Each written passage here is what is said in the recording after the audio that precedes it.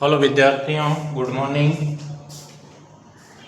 आप अपनी online class में आप सबका स्वागत है। रोजाना की तरह आज भी अपन अपनी ज्योग्राफी की क्लास पढ़ते हैं। डेली मॉर्निंग में 8 बजे आपकी ये क्लास चलती है और जिसमें अपने कोर्स से संबंधित ज्योग्राफी की और कंपटीशनों से संबंधित ये क्लास होती है। इस मंच से आपको कॉलेज में होने वाले कार्यक्रमों के बारे में भी समय समय पर अपडेट दे दी जाती है। इस समय में प्रेजेंट टाइम में क्या क्या हो रहा है, असाइनमेंट से संबंधित हो, पढ़ाई से संबंधित हो, प्रैक्टिकल से संबंधित हो या यूनिवर्सिटी फॉर्म और एग्जाम से संबंधित हो, तो आप लोग इस चैनल से बने रहिए और अधिक से अधिक जानकारी और पढ़ाई करते रहिए। ठीक है।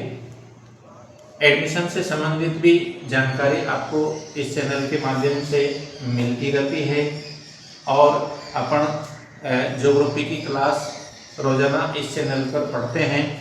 आज भी अपन पिछली क्लास को आगे बढ़ाते हुए अपन पढ़ते हैं। डायग्राम से समझ करके पढ़ना इस क्लास का सबसे बड़ा उद्देश्य है। डायग्राम से समझ करके पढ़ना, ताकि क्वेश्चन समझने के टॉपिक समझने के बाद में क्वेश्चन किसी भी प्रकार से घुमा कर आ जाए। अपन ने जो चीज समझ करके पढ़ ली है उस लैंग्वेज को पकड़ लो, आंसर सही रहेगा।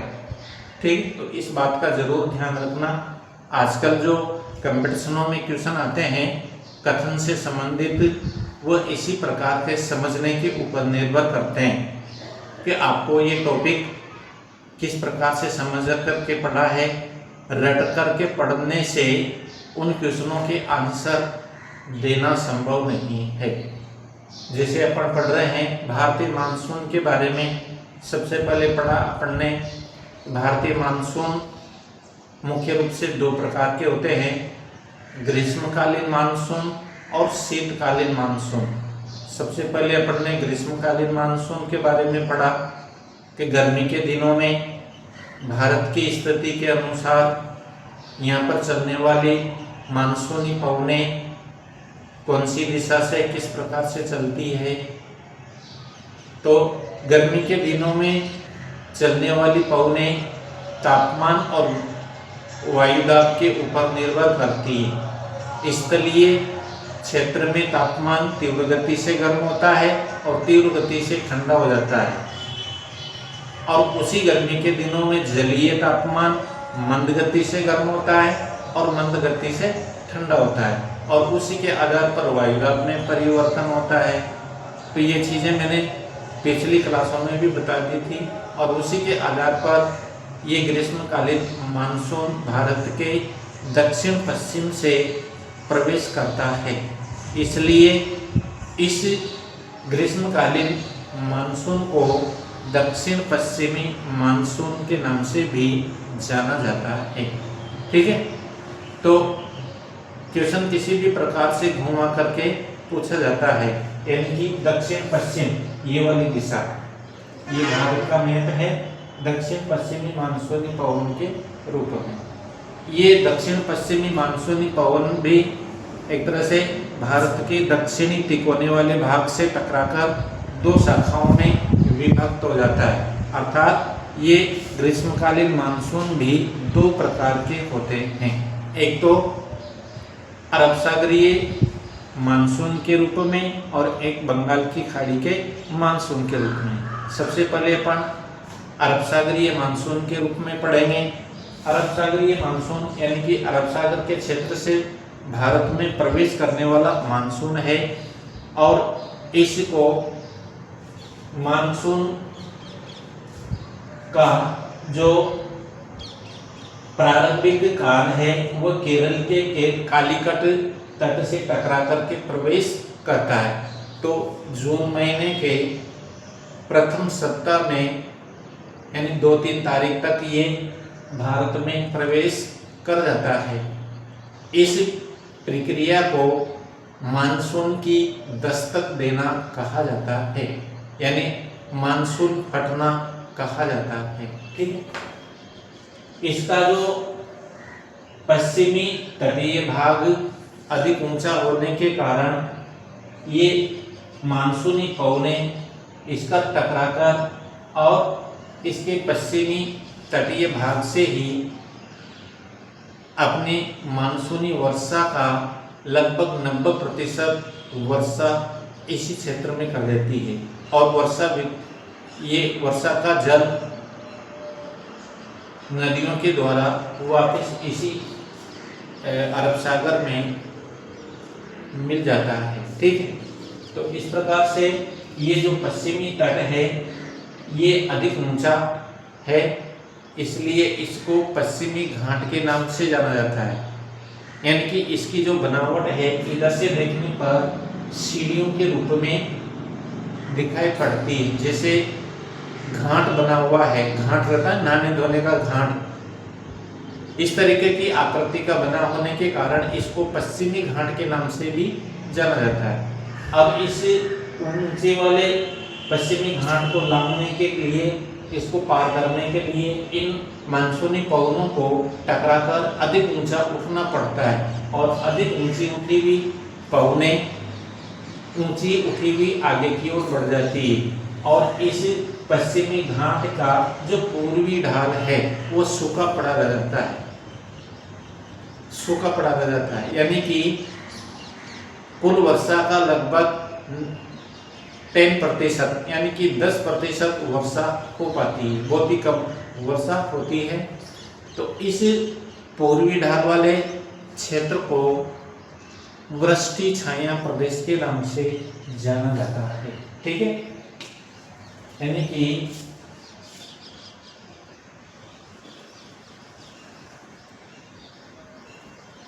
वृष्टि छाया प्रदेश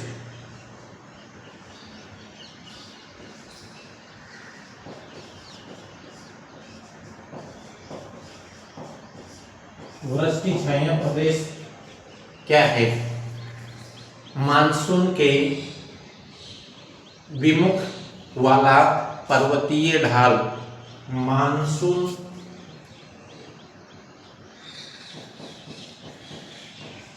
मानसूनी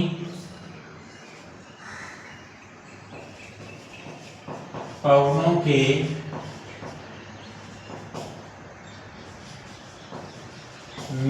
विमुखी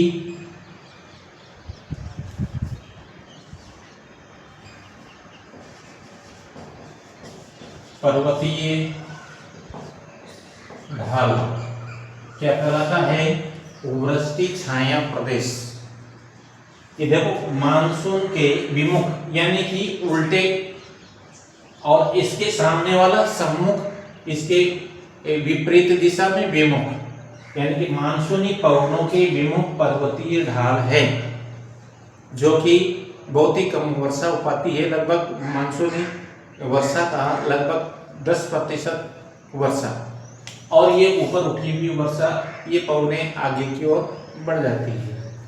राजस्थान की बात करते हैं तो राजस्थान के दक्षिणी क्षेत्र में ये वर्षा करती है और दक्षिणी क्षेत्र में वनों का विकास, जैसे उदयपुर है, चित्तौड़ है, डूंगरपुर बांसवाड़ा है, ये क्या नाम से सिरोही है,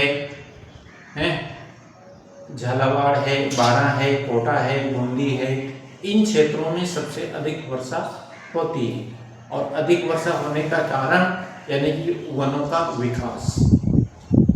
इधर से चलने वाली जो पवनें हैं ये एक तरह से अधिक ऊंची उठी हुई रहती है, इसके कारण, ये पश्चिमी ढाल के कारण। और आगे और बढ़ते हैं तो ये अरावली पर्वत आ जाता है। अरावली पर्वत की ऊंचाई अधिक न होने के, क्योंकि अपर्दन हो चुका है, विश्व का सबसे प्राचीनतम पर्वतमालाओं में से एक है, घिस पिट जाता है, अपर्दित हो चुका है, इसकी हाइट कम हो गई। और हाइट कम हो जाने के कारण इधर से ऊपर उठी हुई जो पवनें हैं उनको रोक नहीं पाता है, या कुछ रोक भी पा लेता है तो इसकी दिशा भी एक तरह से इसी मानसूनी पवनों के दिशा में है। देखो दक्षिण पश्चिमी मानसूनी पवने हैं और इसकी दिशा भी दक्षिण पश्चिम से उत्तर पूर्व की ओर है, इसलिए इसके सहारे सहारे ये पवने आगे की ओर बढ़ जाती है। और दक्षिणी राजस्थान में वनों का विस्तार होने के कारण तापमान और वायुदाब से प्रभावित होकर ये पवने आकर्षित होकर नीचे की ओर बैठ जाती है और सबसे अधिक वर्षा कर लेती है। इसलिए दक्षिणी और दक्षिण पूर्वी राजस्थान में सबसे अधिक वर्षा होती है। इन पवनों के आधार पर पश्चिमी राजस्थान में कम वर्षा या सूखा पड़ा रहने की संभावना क्यों रहती है? ये कारण है क्योंकि पश्चिमी राजस्थान रेतीला मरुस्थल के रूप में है, तीव्र गति से गर्म होता है, यहाँ के पवने भी गर्म होकर हल्के होकर ऊपर की ओर उठ जाती है और इन्हीं मानसूनी पवने भी इनके संपर्क में आकर गर्म हो जाती है, हल्की हो जाती है, ऊपर की ओर उठ करके इनके साथ ही आगे की ओर बढ़ जाती है बिना वर्षा किए। इसलिए इन पवनों के द्वारा पश्चिमी राजस्थान में सूखा पड़ा रहने की संभावना रहती है, यानी कम से कम वर्षा होती है। अब देखिए ये ग्रीष्मकालीन जो मानसून है अरब सागरीय शाखा की प्रमुख विशेषता क्या है, यह लिख देता हूं, आप भी नोट कर लेना।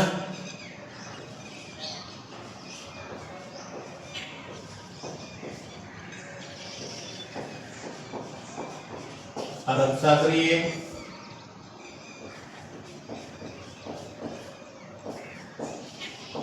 मानसून की विशेषता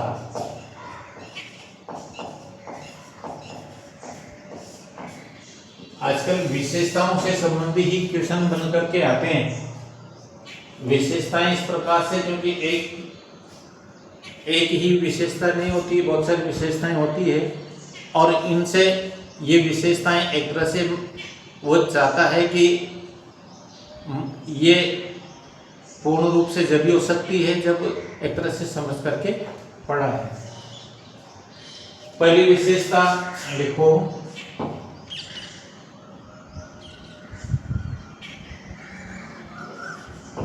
ये पवने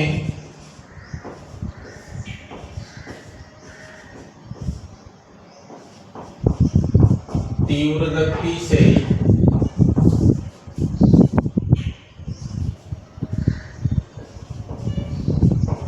चलने के कारण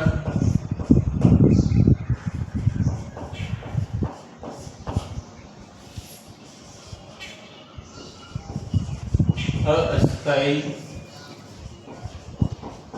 वर्षा करती है। ठीक है, ये पवने तीव्र गति से चलने के कारण अस्थायी वर्षा करती है। दूसरी विशेषता, इनकी दिशा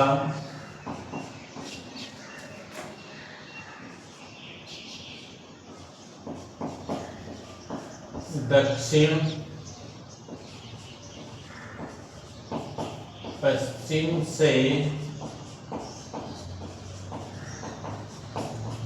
उत्तर पूर्व की ओर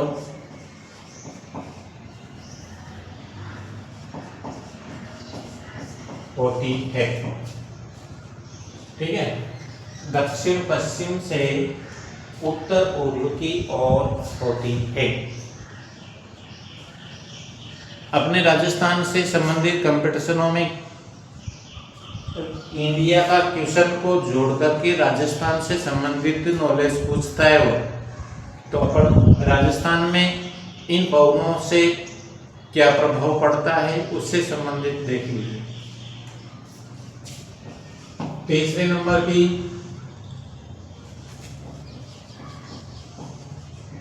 राजस्थान के दक्षिण एवं दक्षिण पूर्व में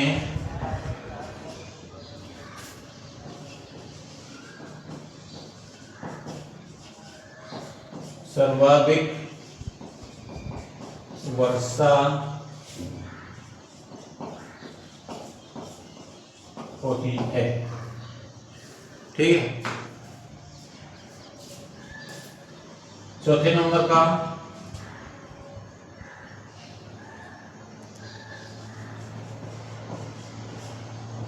भारत में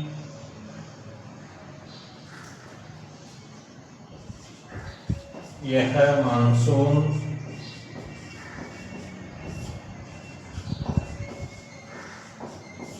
केरल के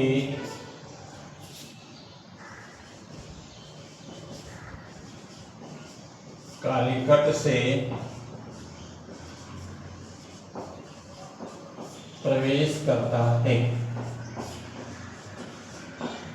केरल के कालीकट से प्रवेश करता है। इस प्रवेश प्रक्रिया को मानसून का फटना कहा जाता है।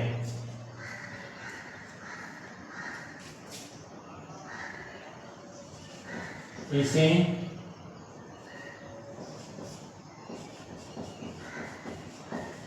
मानसून का फटना या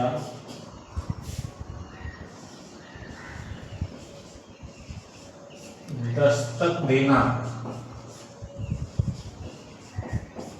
कहा जाता है। ठीक है। पश्चिमी राजस्थान में कम वर्षा होने का क्या कारण है? इसके दो कारण हैं। यहाँ लिख देता हूं।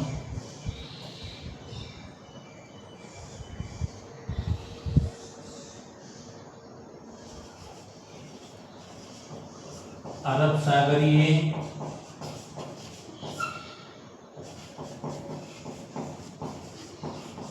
मानसूनी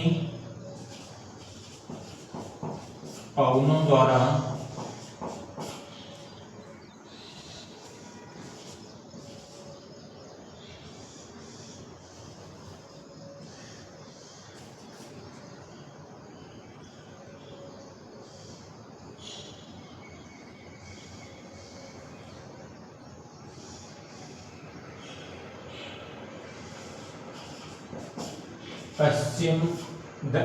पवनों द्वारा पश्चिम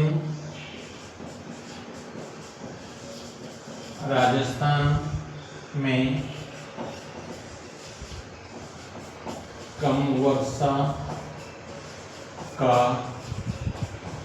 कारण क्या कारण है? एक कारण तो है अरावली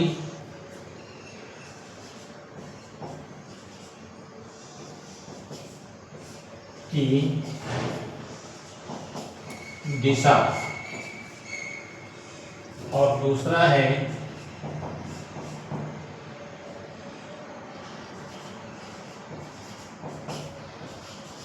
पश्चिमी राजस्थान में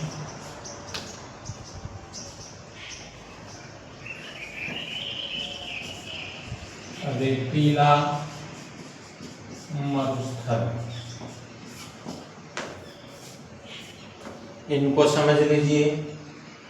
पश्चिमी अरब सागरीय मानसूनी पवनों द्वारा पश्चिमी राजस्थान में कम वर्षा होने का क्या कारण है? इधर से चलने वाली जो अरब सागरीय मानसूनी पवनें हैं ये ऊंची उठी हुई रहती है।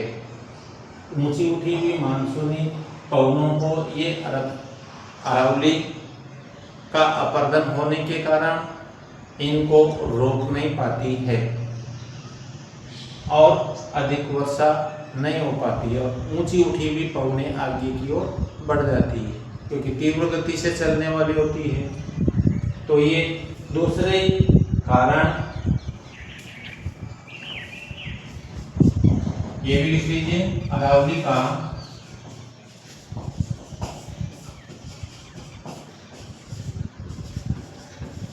अपरदन, अरावली का तीव्र अपरदन। अरावली की अब देखो, अरावली का अपरदन हो जाने के कारण ऊपर उठी हुई पवनों को ये रोक नहीं पाए। दूसरा कारण, अरावली की दिशा, यानी कि इस दिशा से चलने वाली पवनें, इसी दिशा में अरावली का विस्तार है। दक्षिण पश्चिमी मानसूनी पवनें हैं, तो दक्षिण पश्चिम से ही अरावली का विस्तार मिलता है उत्तर पूर्व की ओर। चलने वाली पवनें इसी के सहारे आगे की ओर बढ़ जाती है। अगर इसकी विपरीत दिशा में होती तो शायद टकराती। ठीक है, तो इस प्रकार से ये पवनें इसके सहारे आगे की ओर बिना वर्षा किए आगे की ओर बढ़ जाती है। इसके दक्षिण में और दक्षिण पूर्वी राजस्थान में वनों के विस्तार के कारण तापमान और वायुदाब में परिवर्तन हो जाता है और उससे आकर्षित होकर कुछ पवनें नीचे की ओर बैठ जाती है और वर्षा कर देती है। पश्चिमी राजस्थान में कम वर्षा होने का और तीसरा कारण, इसमें रेतीला मरुस्थल होने के कारण, यहाँ की जो रेतीली भूमि है वो तीव्र गति से गर्म होने के कारण इसकी जो वायुमंडल है वो पवनें भी गर्म होकर हल्की होकर ऊपर की ओर उठ जाती है। इधर से चलने वाली पवनें उन गर्म पवनों के संपर्क में आकर वो भी गर्म हो जाती है, हल्की हो जाती है और ऊपर की ओर उठकर आगे की ओर बढ़ जाती है। इसलिए तीसरा कारण भी इस प्रकार से है, क्योंकि यहाँ पर रेतीला मरुस्थल अगर नहीं होता तो वर्षा अधिक होती। क्वेश्चन इसी प्रकार से घुमा करके पूछता है कि पश्चिमी राजस्थान में कम वर्षा होने का कारण कथन इस प्रकार से दे देता है। ठीक है, पवनों की दिशा में से कुछ मिस्टेक कर देगा या फिर अरावली की दिशा में कुछ मिस्टेक कर देगा और वो चाहता है कि आपने कितना समझ करके पढ़ा है। ठीक है, तो आप लोग अच्छी तरह से डायग्राम से समझते हुए पढ़ो और ये एक इम्पोर्टेंट पॉइंट है, इससे क्वेश्चन बन करके जरूर आता है। ठीक है, तो ये अरावली का अपरदन, इसकी दिशा और पश्चिमी मरुस्थल का विस्तार होने के कारण पश्चिमी राजस्थान में कम वर्षा होती है। और इसी प्रकार से क्वेश्चन बन करके आ जाते हैं। अगर मान लो अरावली की ऊंचाई भी हिमालय के समान अधिक ऊंची होती तो क्या होता? पश्चिमी मरुस्थल रेतीली भूमि के स्थान पर अधिक हरे भरे वनों का विस्तार होता तो क्या होता? इस अरावली प्रदेश, इस अरावली पहाड़ियों की दिशा दक्षिण पश्चिम न होकर के उत्तर पूर्व होती या पश्चिम पूर्व होती तो होने वाली वर्षा पर क्या प्रभाव पड़ता? इस प्रकार से मतलब बहुत सारे क्वेश्चन उठते हैं। बाकी ये सब समझने के ऊपर डिपेंड करता है। आप लोग बने रहिए, एक एक चीज़ों को अच्छी तरह से समझते हुए अपन पढ़ेंगे और आप लोगों को एक एक चीज़ अच्छी तरह से डायग्राम से समझते हुए आगे बढ़ेंगे। अधिक से अधिक दोस्तों को इस चैनल से जोड़ने की कोशिश करो और एडमिशन प्रक्रिया पर अपने दोस्तों का सहयोग करो।